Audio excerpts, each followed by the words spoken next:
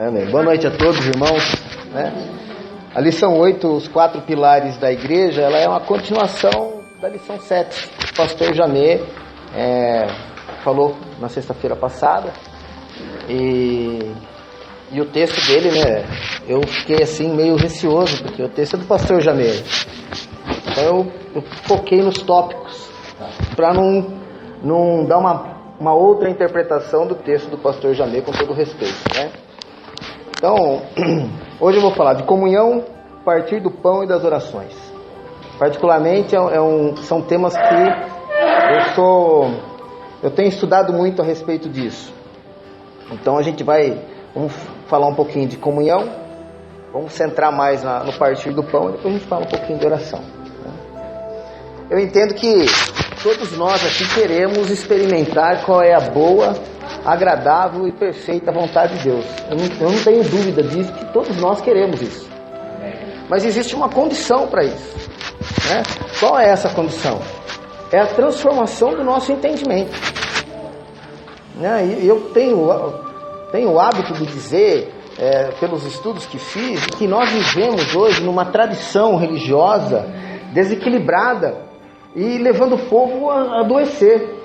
Então, se nós não transformarmos a nossa mente, o nosso entendimento, a nossa consciência, vai ficando cada vez mais difícil experimentar essa boa, agradável e perfeita vontade de Deus. Então, abra o seu entendimento, que o Espírito Santo possa nos iluminar nessa noite.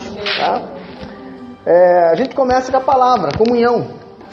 Eu achei interessante que ela vem do grego e ela reflete assim, tendo em comum. Tendo em comum. Do latim é communione, é ter algo em comum. Participação comum. Participar das mesmas ideias, crenças, opiniões, uniformidades. Então, o que é a comunhão? É o compartilhamento. É uma associação próxima, é a junção, é uma sociedade. E o termo grego koinonia é uma uniformidade realizada pelo Espírito Santo. Olha, presta atenção. É uma uniformidade realizada pelo Espírito Santo. Isso faz toda a diferença. E sempre foi da vontade de Deus estar em comunhão. Lá, desde Gênesis. Em Gênesis, ele fala assim, não é bom que o homem viva só. Ele estava preocupado em se relacionar. Eu acredito que ele nos criou, nos gerou para ter um relacionamento com Ele. Deus é relacionamento. Em Salmo 133, versículo 1, vai falar assim, quão bom e agradável que os irmãos vivam em união, independente dos irmãos. É agradável que eles vivam em comunhão. E no final do Salmo, vai falar que nessa comunhão, nessa koinonia, nessa uniformidade com o Espírito Santo, ali ele derrama o quê? A bênção e a vida para sempre. Olha que algo tremendo. Não é de qualquer forma. Existe não é uma reunião qualquer. O Espírito Santo está nos guiando a isso. Aí eu encontrei um texto. Existe uma Bíblia chamada A Mensagem, de Eugene Peterson. E esse texto é interessante, que em 1 Coríntios 14, versículo 26 ao 33, o texto fala assim: Assim quero que vocês façam o seguinte: quando se reunirem no culto, cada um de vocês estejam preparados para fazer o que for proveito para todos. Cantar um hino, ensinar uma lição, contar uma história, fazer uma oração, interpretar línguas. Se forem feitas orações em línguas, que sejam no máximo 2 ou 3, mas apenas se estiver presente alguém que possa interpretar o que estão dizendo. Se não houver, que isso fique entre vocês e Deus. E que não haja mais 2 ou 3 pessoas falando por culto, e os demais ouçam e guardam tudo no coração. Cada um, por sua vez, faça a sua parte, sem que ninguém assuma o controle. Assim, cada pessoa que falar, tem a chance de dizer algo especial da parte de Deus. E vocês irão aprender uns com os outros. Se escolherem falar, também são responsáveis pelo modo e pelo momento de falar. Quando adoramos da maneira certa, não há confusão. Deus nos conduz à harmonia. Isso vale para todas as igrejas. Então, a koinonia, ela é movida pelo Espírito Santo. Aí eu fui levado a pensar em Jesus, nos seus relacionamentos. Ele não tinha preconceito. Ele simplesmente se relacionava com prostitutas, com salteadores, com publicanos. Ele se relacionava. Essa é a questão interessante. A comunhão cristã caracteriza-se pela unidade. A Bíblia vai dizer em 1 Coríntios capítulo 12 que o corpo não é um membro, mas é muitos. E se todos fossem um só membro, onde estaria o corpo? De maneira que se um membro sofre, todos os membros sofrem com ele. E se um membro é honrado, todos os membros se alegram com ele. Ora, vós sois o corpo de Cristo, e individualmente seus membros. Agora, porém, há muitos membros, mas um só corpo. O Evangelho de Jesus é constituído sobre relacionamento. Relacionamento com Deus e relacionamento com os irmãos. Nós somos uma grande família. Tanto é que quando a gente se encontra, é irmão daqui, é irmão dali. É irmão não, a família. Agora, a Bíblia coloca a nossa relação com Deus como uma prioridade. E ele vai falar assim que amarás o Senhor teu Deus com toda a tua força, com todo o teu entendimento, com toda a tua alma. Jesus vem e abraça isso. Ele fala assim, mas tem um segundo. Tem uma segunda prioridade. Qual é? Amarás o teu próximo como a ti mesmo. E se a gente parar aqui para refletir um pouco, como nós estamos amando o nosso próximo, que nós chamamos de irmãos, eu acho que a gente fica um pouco a dever nessa comunhão, nessa koinonia, né? Essas verdades irão impactar a nossa caminhada diária com o outro, que vai mudar. Se você parar para refletir no nosso relacionamento de comunhão, a gente vai ver algumas falhas e com certeza o Espírito Santo vai dirigir os nossos passos para consertar isso. E consertando, vira uma harmonia, onde não há confusão, né? Então vamos entender uma coisa. A comunhão na igreja não é um mero ajuntamento de pessoas. É o relacionamento espiritual e pessoal dos santos, dos separados, né? Sob a ação do Espírito Santo. Eu achei isso tremendo. Então é algo além daquilo que nós podemos imaginar, né? É além daquilo que sobe no nosso coração. Eu vou para a igreja, mas do mesmo jeito que você entrou, você sai, você não se relaciona, você não interage. Eu acho que nós precisamos entender, a comunhão da igreja não é um mero ajuntamento de pessoas, é o relacionamento espiritual e pessoal dos santos, sob a ação do Espírito Santo. Aí em Atos capítulo 2, versículo 42, Atos 4, versículo 32 em diante, vai dizer que eles quem? A comunidade daquela época, os apóstolos e os seguidores de Jesus, eles tinham o quê? Tudo em comum, koinonia. Eles tinham tudo em comum. E no capítulo 5 de Atos, a gente vai ver o episódio de Ananias. Olha que tremendo isso. Que mente para Pedro. Ele vendeu lá, todo mundo conhece a história, vendeu lá o terreno dele, separou uma parte e entregou o restante para os apóstolos. Mas não falou que separou. Aí Pedro questiona ele, falou assim, Ananias, por que você mentiu? Não era seu terreno? Mas como eles estavam em koinonia, e assim eles estavam sobre a ação do Espírito Santo, Pedro declara a Ananias: você não está enganando a homens, você está enganando o Espírito Santo. E ali ele morre. Então essa é a koinonia, essa ação do Espírito Santo. Nós estamos aqui em koinonia. A ação do Espírito Santo está sobre nós, em nós, e opera através de nós. Então, outra coisa, a verdadeira comunhão cristã gera frutos na vida da igreja, no que nos torna verdadeiramente corpo. Que Cristo é o cabeça, nós somos os corpos, ou nós somos o corpo. Não é plural, é corpo. Cada um tem uma parte. Um é dedo, outro é mão, outro é pé, outro é coração, outro é fígado. Enfim, cada um tem a sua função no corpo. E quando a gente entende que nós somos esse corpo, os frutos afloram. De que forma?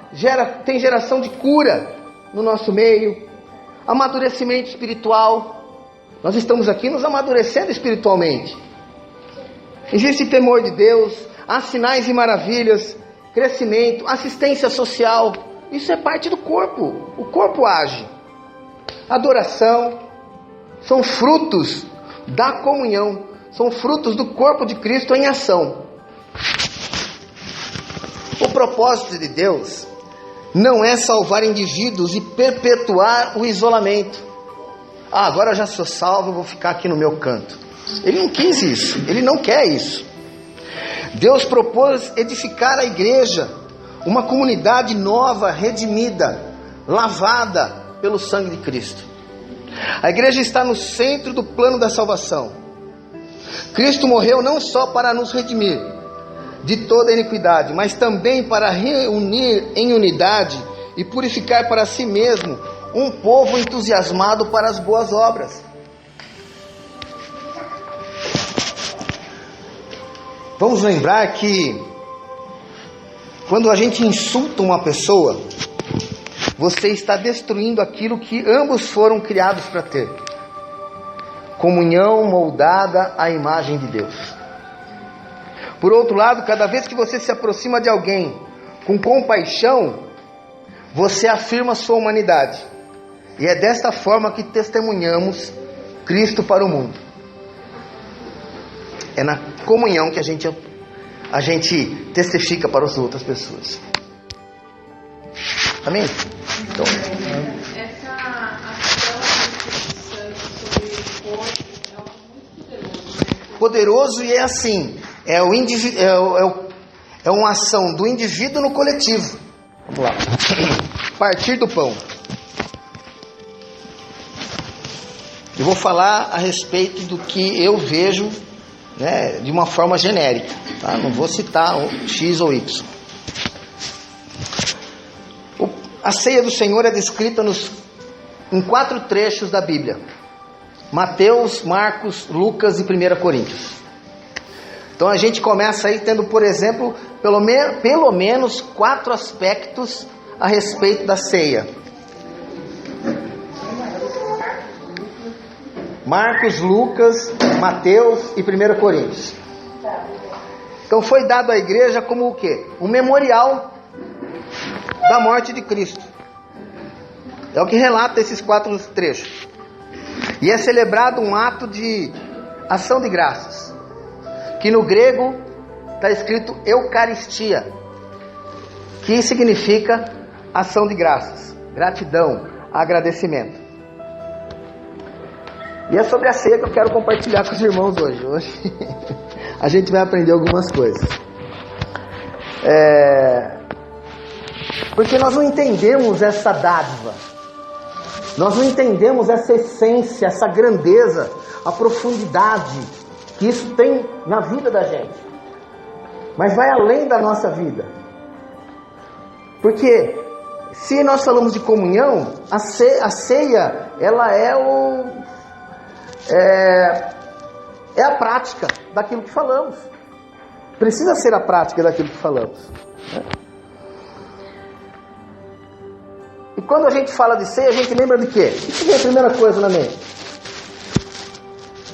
Pão e vinho, né? A gente está focado o quê? Nos elementos da ceia. O povo, para sair do deserto, eles tiveram que mudar a sua consciência, seus conceitos e até mesmo seus achismos. Para você experimentar a boa, agradável e perfeita vontade de Deus, você precisa mudar a sua consciência e renovar a sua mente em relação à ceia. O partir do pão, ele é inclusivo. O partir do pão é para salvar. E o partir do pão não é para fazer juízo. A gente vai dar uma esmiuçadinha nesses três pontos. Então agora eu vou falar o que eu vejo, o que eu vi em algumas igrejas. Falou em ceia, fala em constrangimento. Eu fico constrangido, porque a gente tem o título aí de pastor, e quando a gente vai nas comunidades, vai nas igrejas, porque tem o pastor, ele é o primeiro a ser chamado para participar de servir a ceia. Aí o que acontece nesse meio tempo? Você está ali servindo a ceia, aí esse irmão aqui, ele não pega, tem que pular ele. Então eu vejo isso um constrangimento. Eu vou explicar isso. Então, aquilo que era para ser inclusivo está sendo o quê? O contrário de inclusivo. Excludente. Está sendo excludente. Triste. Algo que deveria ser assim, ser celebrado, passa a ser uma tristeza. Então não tem como falar do partir do pão sem antes não falar da sua origem. A gente precisa entender isso. Lucas capítulo 22, versículo 15, ele fala assim: tenho desejado ardentemente comer convosco esta Páscoa, antes da minha paixão, antes do meu sofrimento. Olha que tremendo, ele fala Páscoa, e aqui ele institui a ceia, que ele está lá com os seus apóstolos, seus discípulos. Aí, eu convido vocês, não sei se vocês querem acompanhar a leitura, de Êxodo capítulo 12. Eu vou ler, vocês podem só me ouvir, ou se quiser acompanhar, Êxodo capítulo 12. Presta atenção nessa leitura. Foi aqui que começou. E eu não vou explicar todo esse texto, mas eu vou falar algumas coisinhas que é chave. O Senhor disse a Moisés e a Arão no Egito: esse deverá ser o primeiro mês do ano para vocês. Começa aqui. Um novo tempo. Deus estava estabelecendo a partir disso um novo tempo. Digam a toda a comunidade de Israel que no 10º dia deste mês, todo homem deverá separar um cordeiro ou um cabrito para a sua família, um para cada casa. Ele está falando que, olha, o pai de família aqui vai separar um cordeiro para a sua família. Se a sua família for pequena demais para um animal inteiro, deve dividi-lo com o seu vizinho mais próximo, conforme o número de pessoas e conforme cada um puder comer. O animal escolhido será macho de 1 ano, sem defeito, e pode ser cordeiro ou cabrito. Guardem-no até o 14º dia do mês, quando toda a comunidade de Israel irá sacrificá-lo ao pôr do sol. Passem então um pouco do sangue nas laterais e nas vigas superiores das portas das casas nas quais vocês comerão o animal. Esse sangue que foi passado no batente, na parte de cima das casas ali, isso mostra que é uma identidade. Em Cristo nós temos uma identidade. Naquela mesma noite, comerão a carne assada no fogo, juntamente com ervas amargas e pão sem fermento. Não comam carne crua nem cozida na água, mas assada no fogo, cabeça, pernas e vísceras. Não deixem sobrar nada até pela manhã. Caso isso aconteça, queimem o que restar. Ao comerem, estejam prontos para sair, cinto no lugar, sandália nos pés e cajado na mão. Comam apressadamente. Esta é a Páscoa do Senhor. Naquela mesma noite, passarei pelo Egito e matarei todos os primogênitos, tanto dos homens como dos animais, e executarei juízo sobre todos os deuses do Egito. Eu sou o Senhor. O sangue será um sinal para indicar as casas em que vocês estiverem. Quando eu vir o sangue, passarei diante dela. A praga de destruição não atingirá quando eu ferir o Egito. Este dia será um memorial que vocês e todos os seus descendentes o comerão, como a festa do amor. Comemorem como decreto perpétuo. Foi por este motivo que Cristo estava comendo a Páscoa lá. É um decreto perpétuo, é para sempre, não acaba nunca. Durante 7 dias, comam pão sem fermento. No primeiro dia, tirem da casa o fermento, porque quem comer qualquer coisa fermentada, do primeiro ao 7º dia, será eliminado de Israel. Convoquem uma reunião santa no primeiro dia e outra no 7º. Não façam nenhum trabalho nesses dias, exceto o da preparação da comida para todos. E é só o que poderão fazer. Nenhum trabalho eles poderiam fazer nesses dias. Qual o único trabalho que ele poderia fazer? Preparar a comida para quem? Para si? Para todos. Aí a gente vai para a igreja, pega lá pão, pega lá o vinho, respira fundo, faz até uma careta. Senhor, faz a tua obra, Senhor.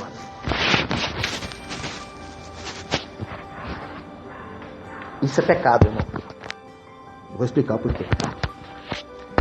Se nessa mesa que nós estamos comendo do pão, da matéria, da substância, daquilo que é palpável, pensando na própria salvação, se você vem para participar da mesa, e não é da mesa que Deus preparou, porque Deus preparou uma mesa para quem?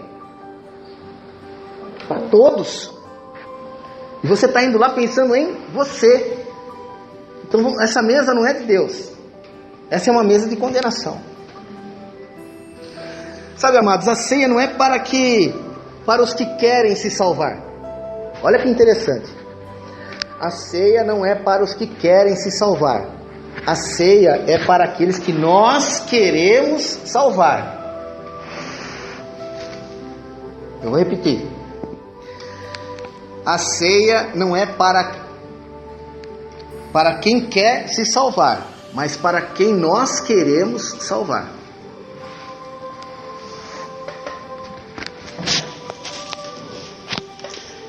É para aqueles que se tornaram pais. A ordem do Egito não foi para Moisés: olha, os pais preparem a mesa para a sua família. Os pais que adotam uma família e têm em torno de si e preparam a mesa para aqueles a quem eles querem salvar. Quando Jesus chamou os seus discípulos lá para celebrar a primeira ceia ou a Páscoa, quem era o único ali, irmãos, que tinha direito da salvação? A gente pode falar conscientemente, quem naquela mesa, Jesus e os seus 12 discípulos, quem era o único ali que tinha salvação? Era o Jesus. Ele era o único.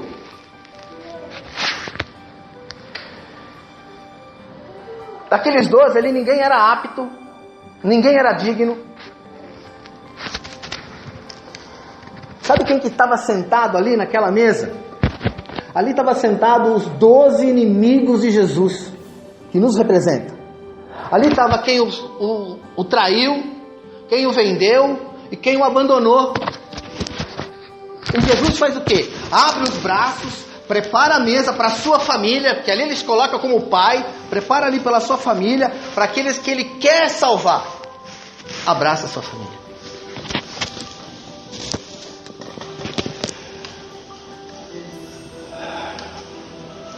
Essa foi a obra da graça de um homem que preparou a provisão para a sua família.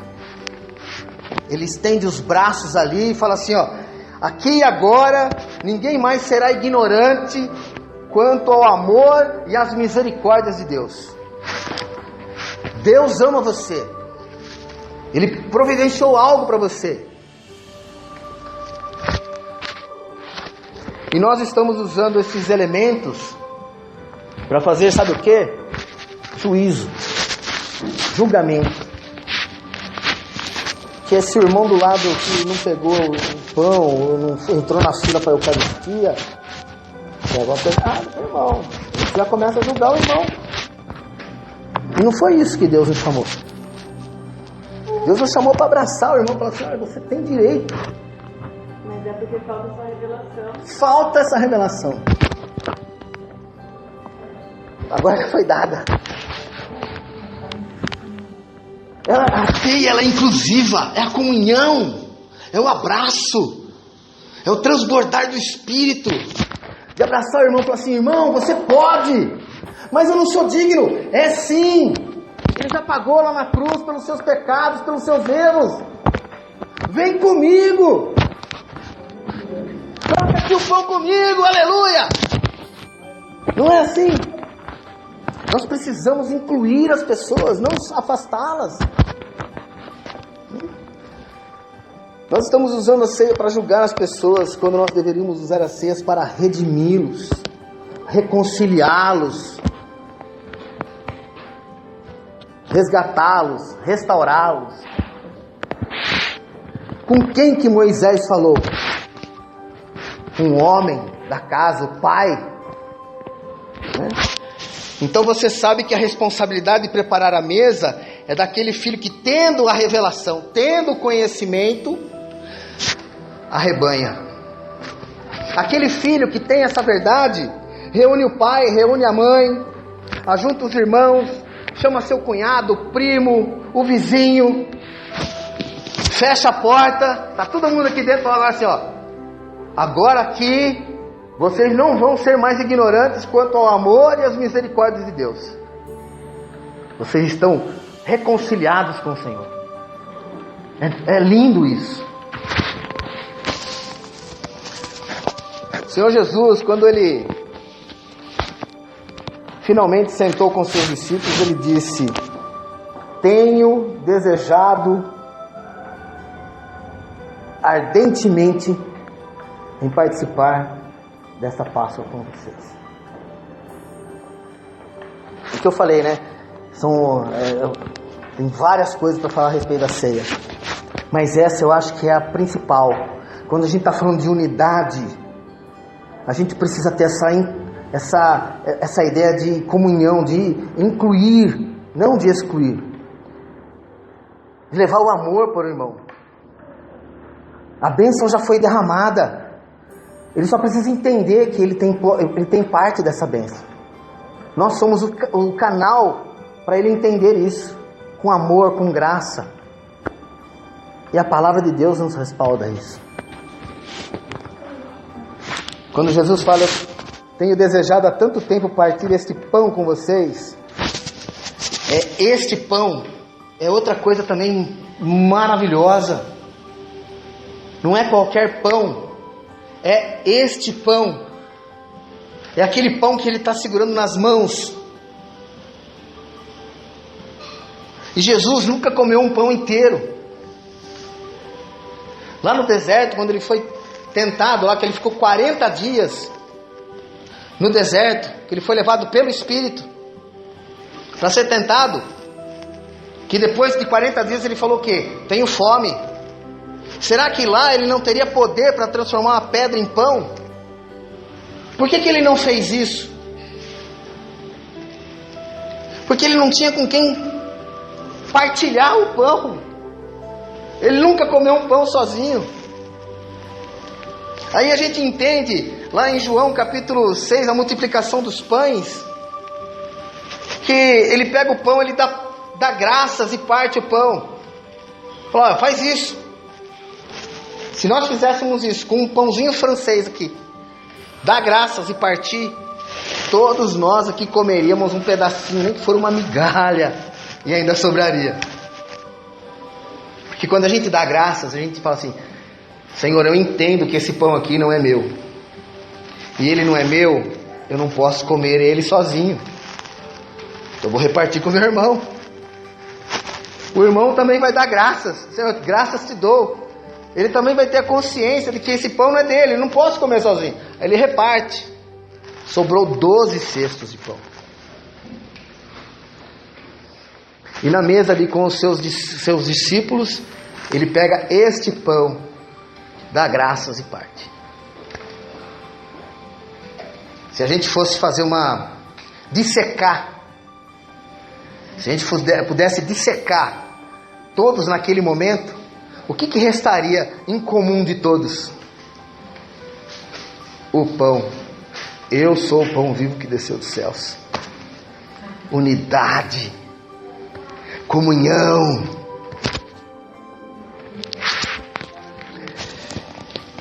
Ele finalmente estava reunindo a sua família, e a gente não tinha a família, e gente que não tinha a menor ideia de que Deus estava ainda por fazer por ele. A única coisa que essas pessoas tinham eram sonhos. Pessoas totalmente despreparadas.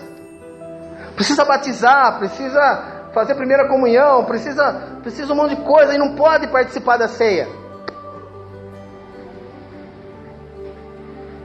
A partir de quando o seu filho tem direito de comer na sua mesa? A partir do momento que ele te reconhece como pai, que ele faz uma declaração de fé, aí sim você rebanha, agora você pode sentar aí. Não. Por que ele senta lá e fala assim: pai, me passa o bife, que esse bifão é grande, é meu? Porque ele sabe que você tem a graça. Não tem mérito nem demérito. É uma família. É o amor. Com que direito um recém-nascido tem de mamar? Ele não reconhece você como mãe. Ele não tem consciência disso. Mas a mãe e o pai, com a graça que tem, entrega tudo. E como é que ele vai ter a consciência que ele é filho? Porque ao longo do tempo você sempre vai tratar ele como filho, não vai tratar ele como servo. A consciência dele é de filho. Esse é meu pai. Tremendo isso. E Jesus, quando ele partiu o pão naquela mesa com os seus discípulos, ele ali marca um novo tempo. Não somente para os seus discípulos, mas para nós que fazemos isso todos os dias, todos os domingos, uma vez por mês. É um novo tempo. O tempo de quê? De abraçar os seus braços e arrebanhar, juntar e demonstrar a graça e a misericórdia de Deus para as pessoas. Eu fico imaginando, nesse texto que nós lemos de Êxodo 12, eu fico imaginando aqueles homens que foi dada uma ordem. Eu fico imaginando aqueles homens correndo a noite toda, até dar meia-noite, né? Correndo pela rua para ver se ninguém ficava de fora. Olha, imagina o desespero. Deus dá uma ordem assim, pastor Marion: olha, eu vou acabar com esse bairro aqui. Você tem a incumbência de avisar todo mundo. Sozinho o senhor não consegue, mas o senhor avisa o primeiro, já são 2. Avisa os mais, vai avisar, são 4. Imagina o desespero. Eu fico imaginando aquelas pessoas correndo pela rua. Falando: vem pra cá. Mas o que está acontecendo? Vamos ali, companheiro. Entra aqui primeiro. Depois eu te explico o que está acontecendo. Mas vem pra cá. Senta aqui. Come comigo. Mas o que é isso? Eu já vou te explicar. Esse é o amor e a graça de Deus. Deixa eu explicar então essa questão de 1 Coríntios capítulo 11. Se a gente pegar lá, ela não começa no versículo 23, ela começa no versículo 17. Ela fala assim: olha, a reunião de vocês estão fazendo mais mal do que bem. Começa assim a ceia. Aí ele vem discorrendo. Está na Bíblia, viu, gente? Está lá, 1 Coríntios capítulo 11, versículo 17. Começa a ler a partir dali, você vai ver que Paulo, ele vai dando umas, sabe assim, uns tapinhas ali. Ele sabia bater. Então o que acontece? A gente lê um texto em que a Páscoa era uma festa. E isso no Novo Testamento é chamado de festa do amor. Então o que era isso? Se a gente prestar atenção no texto que a gente leu, que Deus fala assim, olha, vai pegar o cordeiro e vai assar, começa aqui um churrasquinho, né? Então a gente pega, ó, vai ser assado, não vai ser nem cru e nem cozido em água, vai ser assado, ervas amargas, aquela rúculazinha com a picanha, tá? Então então era uma festa, era um churrasco do amor, da comunhão, da unidade. E tinha o que lá? Tinha vinho. E a igreja de Corinto, a gente sabe que é uma igreja difícil, né? Se a gente lê a primeira, a segunda carta, a gente vai ver que é uma igreja difícil. Então tinha um pessoalzinho lá que bebia o vinhozinho lá mais do que era necessário. Aí chegava um que sempre tem o espiritual no meio de toda a reunião, né? O espiritualista, né? Olha aqui, irmãos, acabei de lembrar de que nós precisamos fazer memória do Senhor, já que nós estamos reunidos aqui. Então, Paulo, sabendo disso, escreve a carta, falando que, olha, toda vez que comeres, beberes e fazer isso em meu nome, né, a partir do pão e tal, e aqueles que estiverem mais alcoolizados, examine-se a si mesmo, se você vai saber discernir o que é pão, o que é carne e o que é o corpo do Senhor. Então era uma questão assim mais alcoolizada da situação. Não era que era digno ou se estava em pecado, se brigou com o marido, se discutiu com o patrão, entendeu? Xingou o vizinho, não era isso. Era uma questão de comportamento em relação à bebida que tinha ali no momento. Por isso, examine-se o homem a si mesmo, para que não haja condenação. Então essa é o dignamente que fala do texto. Bem? Então ele não sabia, então ele não discernia. Ele pegava o pão no cantinho e comia. E depois também, com a prática, dizia então, você está com fome, vamos em casa. Isso, então. O lanche, isso. Então. Não, é que a gente vai falando, né? Então, porque também naquela época existia o kit churrasco. Tinha kit churrasco, o pessoal levava o kit. Aí Paulo fala assim, viu, de vez de você levar para compartilhar com o seu irmão, você vai comer sozinho, come em casa então. Não precisa trazer aqui para comer sozinho. Come na sua casa. Aqui é para você colocar e compartilhar. Não era isso, Márcio? Tá? Então, o capítulo 11 é um estudo assim bem gostoso, mas a gente precisa entender o contexto ali do escrito de Paulo para os irmãos lá de Corinto. Ok? Então eu ia concluir aqui essa parte, que Deus te ama tanto que Ele trouxe hoje vocês para ouvir isso aqui sobre a ceia, tá? Para esclarecer, para tirar aí algumas coisinhas. E a oração, né, gente? Oração, não tem muito o que falar, porque a gente já tem essa prática. Mas a gente tem que ter alguns cuidados, porque muitas vezes a gente ora falando em mover a mão de Deus. A oração, na verdade, é para mover a nossa mão. É para nos mover em favor do outro. Lembrando que todo o evangelho é uns aos outros. Ele é relacional. E foi gerada uma cultura do eu, meu e para mim, um egoísmo, um egocentrismo que está destruindo as igrejas. Que a pessoa vai para a igreja para resolver o problema dela. Aí ela vai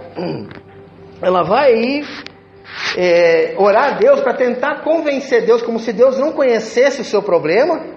Vai tentar convencer a Deus que a sua causa é boa, para que Ele possa no final te dar a bênção lá e você vai ser abençoado. Aí o que a pessoa faz? Vai no monte, vai orar no monte, jejua. Irmãos, a oração é mais para o outro do que para mim. Quando a gente sobe no monte, a gente sobe para ver quem a gente pode abençoar lá de cima. Não é para a gente pedir para mim, para eu. O eu, meu e para mim está destruindo nós. A oração é muito além daquilo, o me dá e me dá. A oração é um diálogo. A oração é você falar como fala com um amigo. É você abrir o seu coração. Se você fala de futebol com seu amigo e não fala de futebol com Deus, o seu amigo é mais íntimo de você do que Deus. Porque Deus, ele está ali para te ouvir. Ele é seu amigo. Não é de algumas coisas, amigo. É para falar do futebol, é para falar da esposa, do filho, para conversar, não é pedir. E um amigo verdadeiro, quando ele conhece as suas necessidades pela relação, você não precisa pedir, ele faz. O Paulão está precisando lá, vou dar uma força para ele. Micaia vou dar uma força para ele. É a relação que vai desenvolver isso. Então a nossa relação com Deus, ela tem que ser um diálogo, e um diálogo de intimidade. Essa semana passou de novo um filminho na sessão da tarde, como é que chama? Uma carta para Deus, né? Não foi hoje. Uma carta para Deus. Aí, se você analisar o filme, são orações escritas. E se você pegar o conteúdo, como foi revelado o conteúdo de algumas, era uma conversa íntima, gostosa. Então a oração é um diálogo. A oração não é para convencer a Deus que sua causa é a melhor coisa. Ele sabe da sua causa, ele sabe do seu problema, ele conhece as suas necessidades. Antes mesmo de você abrir a boca, ele é Deus, ele é presente, onipotente, onisciente, pronto para te servir, pronto para te ajudar e atender quando você precisa. Mas ele quer uma relação de intimidade, ele quer uma relação. Às vezes as pessoas, eu já presenciei isso, se ajoelha e começa a falar trechos da Bíblia, citar versículos. Deus conhece a Bíblia, Ele escreveu a Bíblia, Ele não precisa ser lembrado daquilo, Ele sabe, Ele quer ver o seu coração, é pegar o seu coração e falar assim: ó Deus, está aqui, ó, tudo que eu sou, tudo que eu tenho, todos os meus sentimentos, eu entrego a Ti, ó, faz alguma coisa com isso aqui. E Ele vai tratar de você, Ele vai cuidar de você, porque Ele é amoroso, e as suas misericórdias se renovam a cada manhã e dura para sempre.